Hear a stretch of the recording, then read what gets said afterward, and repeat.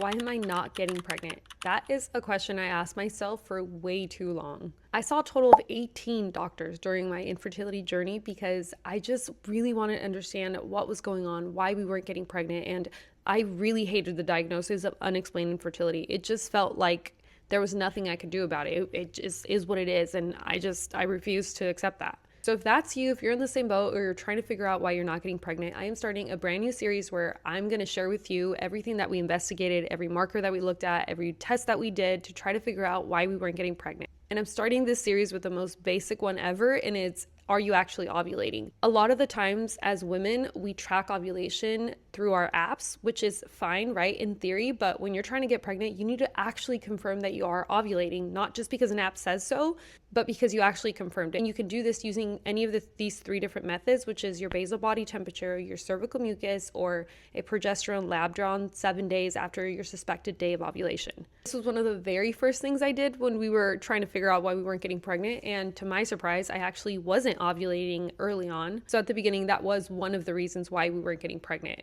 Like I said, later I will share there was a lot of other things going on, but if you're not ovulating or releasing that egg, you can't get pregnant. So that's the most basic thing, but actually start confirming that, and then you can kind of go from there. If you're still unsure how to actually confirm whether you're ovulating or not, I put together a free guide that tells you how to use any of the three methods that I mentioned to actually confirm ovulation. And this is something that I genuinely wish I would have had at the beginning of my journey, so that's why I now made it for you. Comment ovulate and I will send that to you, and make sure to follow along because there's a lot more to share.